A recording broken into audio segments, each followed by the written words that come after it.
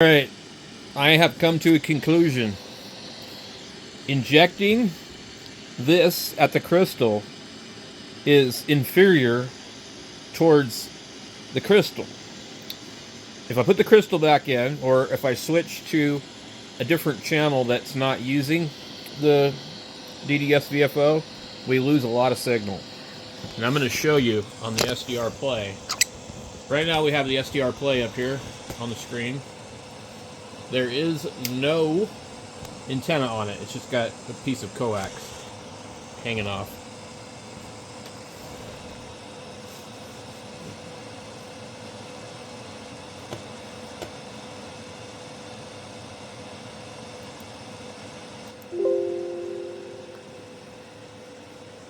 Okay. We are on the DDS VFO. Hello, 1, 2, 3, 4. Look at my signal on the waterfall. 1, 2, 3, 4. 1, 2, 3, 4. We are reading just under 10. 10 over, 10 over. But look at the signal. You can see it. It's pretty narrow. Okay, nice and narrow. We're going to switch really fast over to channel 6. Hello, 1, 2, 3, 4. 1, 2, 3, 4. Now that is the same thing, but look at the waterfall. You can see maybe some clipping or something, but it's definitely different. And I've got the microphone gain. I had it up all the way, but let me turn it down. Now it's down to nothing. So there's our carrier. That's just a carrier. When we go to our VFO, there's our carrier.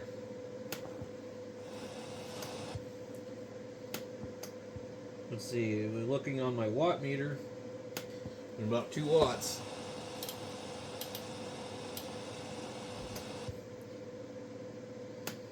We're losing a watt or two with this thing because it doesn't have enough gain. So that's one problem that I didn't really think would happen. But I mean, it works. I've tried it in every conceivable configuration. So there we are. That's a carrier.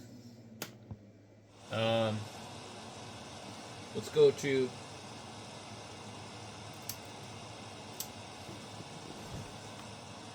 lower sideband. Now, depending on which crystal you use, you can and cannot use the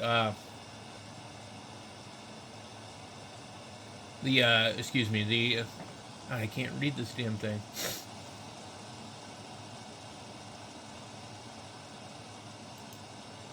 You won't be able to use the clarifier. Hello? Where are we? We're on channel 6. Let me volume down all the way. Okay, there we go. We're on channel 6, all on its own. And it looks, I don't know where it's at on the frequency. What I noticed was I have to move it around, and it's off, like right out of the box. I'm all the way counterclockwise. I can't go any further. So that's what that signal looks like. Now we're going to go to the DDS VFO. Then we get a nice little squeal because we have the volume up all the way. Hello, 1, 2, 3, 4. And then let's get this thing dialed in. Hello, 1, 2, 3, 4. Hello, 1, 2, 3, 4. Hello, 1, 2, 3, 4. All right, I've got it pretty close, but you can see that it's really, really narrow, and it's not as loud. Let me put the mic gain at about 12 o'clock. I mean, you could use it like this, and it would work fine, but I think it needs a little bit more drive out of the VCO. Or not VCO, but the DDS VFO. Also, I'm using a piece of wire, and rather a wire than a coax. It is shielded, but it's a chunk of an old USB cord. So it works. Let's go see how far up in frequency it goes before we cut it off of here.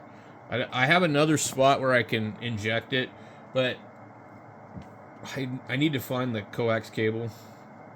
Let's go to let's go all the way up to channel 38 just to see if anything changes, because we were on 6.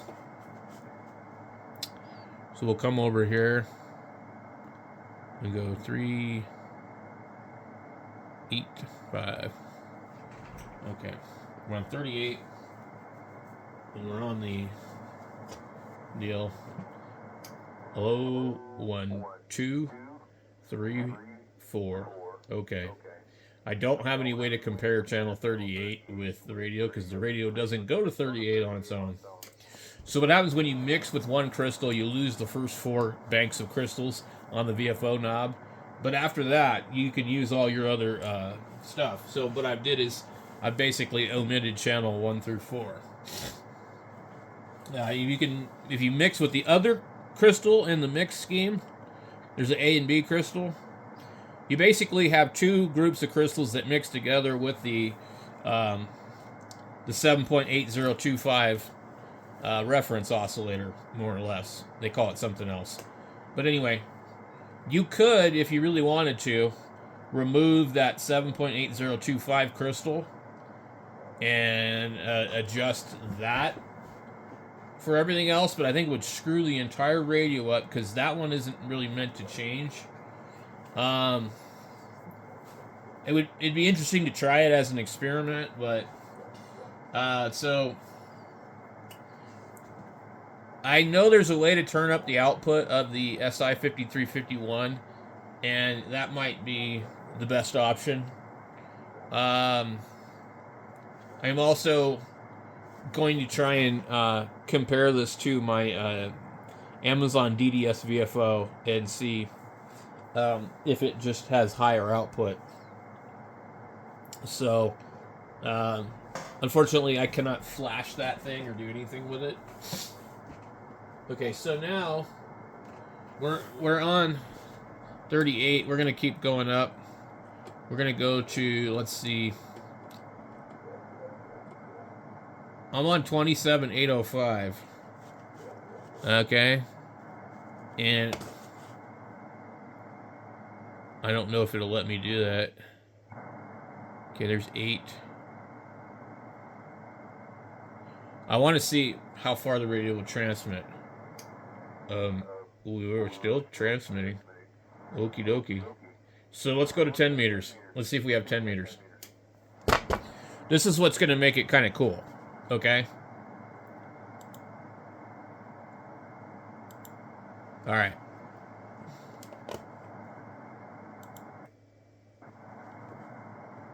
Will be... Let's go... We're going to go 28. We'll try 28,325. Why is it not letting me change it?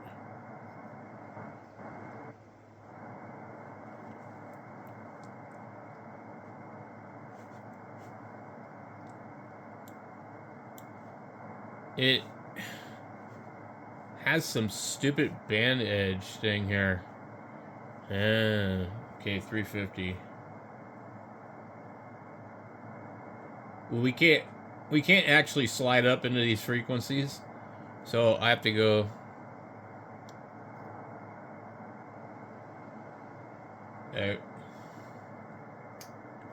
Are we still transmitting? No, we're not. All right.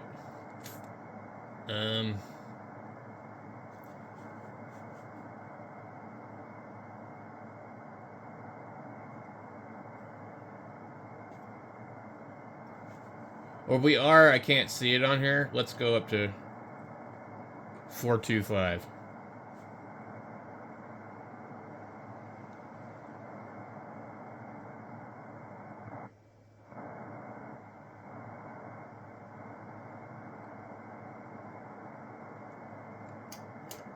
Alright. No, I see no activity on the radio. So the radio won't cover that high. It's kind of what I figured. So we can go... We go back over here to where... Bands... Custom...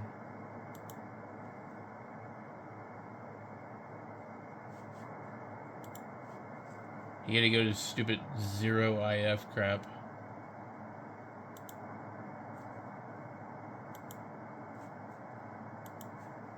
Zero IF. Where is it? It's like this stupid thing here. Low IF. And it always changes. Actually, now that we're over here, let's go. Let's see if we can go 28295.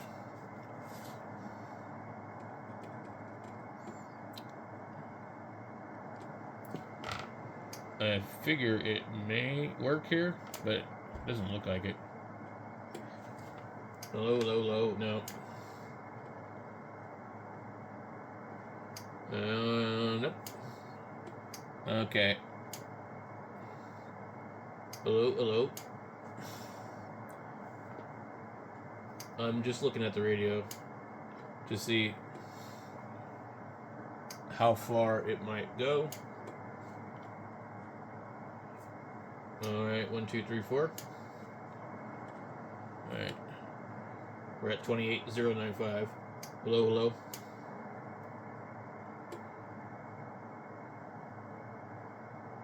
It's interesting how I'm seeing that kind of noise on the scope.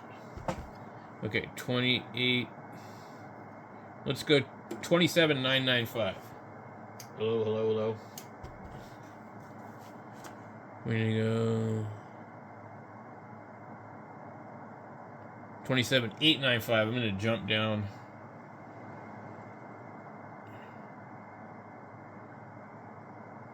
Okay. And we're just barely transmitting right there. Okay. 27905. I can see it on the scope. And 27915. And 27925. And 27935. And 945. 95555. But the power out is like not even showing up on the meter. So you would have to retune the radio to do this. We're on 27895 on the thing. 955. Okay, 965. We still see a signal, but we can't hear it. So let's go.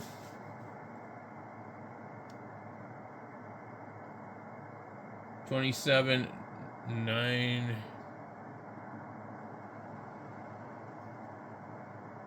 75. We'll go to 75. Okay. 1, 2, 3, 4. You can just very faintly hear me.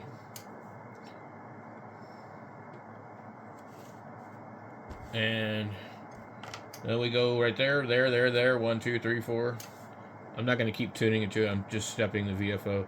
279995 or whatever the hell. 2805. It's still transmitting. 2815. I can barely see it. 25. Let's see here. I'm going to talk while I turn the VFO. You'll probably see the little thing right there. Hello, 1, 2, 3, 4. 1, 2, 3, 4. It looks like it cut off around 28185 somewhere. But We center this thing up here. I can very faintly see that signal right there still. If you look near the center, it's still there. Okay, what are we on? We're on 28.195.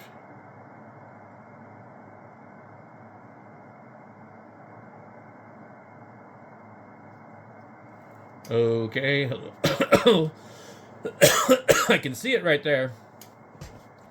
So it hasn't actually stopped.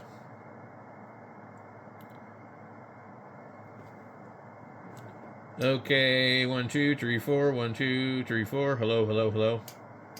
I don't really see anything anymore. Maybe that's it right there. Yeah, I can see it right there. Hello, 1, 2, 3, 4. I'm at 215, 225, 225, 225. It's still showing up. 1, 2, 3, 4, 5, 6, 7, 8, 9. We're actually probably picking up some artifacts from the VCO. We're on 28.365. Let's look and see if we have anything. 3. Okay. We are picking up some artifacts or something. Hello, 1, 2, 1, 2, 2, 2, 2, 2, 2, 2, 2, 2, 2, 2, 2, 2, 2. I see the most faintest little signal right on the frequency. But it is totally not usable for any of this. So I would say you would be better off to just go ahead and program it to the export. Forget it. You can't use it on 10 meters. Honestly, this radio is probably not worth doing with this one. So you're losing quite a bit on AM and sideband. I don't know. It doesn't seem like a great deal to me, guys.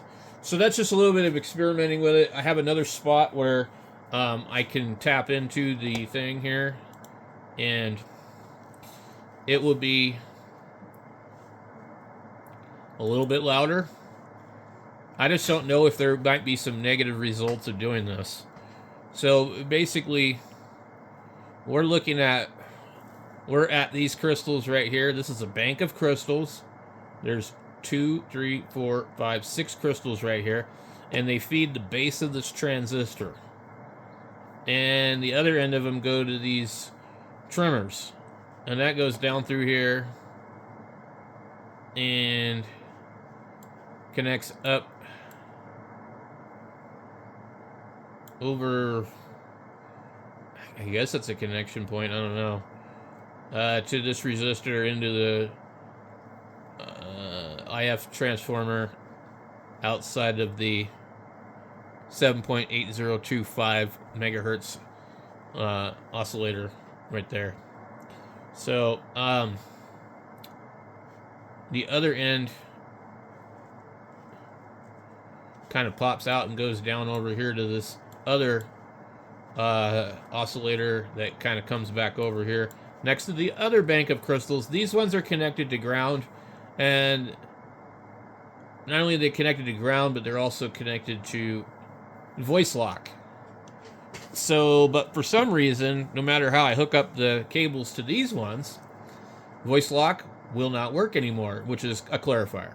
It just says, they call it voice lock. So one end is going to the ground, and the other end is going to the switch that selects the 2, 3, 4 different crystals that are there. We have a 11.035, 11.0135, 11.0235, and an 11.0435. Some of the VFOs, like the Swan Siltronics 90, recommend putting it somewhere in one of these positions, and some of them say use channel 23, and then the other one says use channel 13. I found that these don't work good, no matter what I've tried. The other one, it kind of depends on how you mount it. If you try and plug it directly into the crystal socket, it doesn't work well. I do think that it might be just related to the amount of drive coming out of this thing. So I'm going to do another video where I'm going to hook up my little VFO in a box and try it instead, because I think that it worked better when I used that before. I've just got to come up with a connection for it so I can use it. An SMA cable or something. I don't know. Anyway, thanks for watching, and I'll be doing that in another video. I'm going to upload it after this, so keep these a little bit shorter. This is just kind of an adventure series.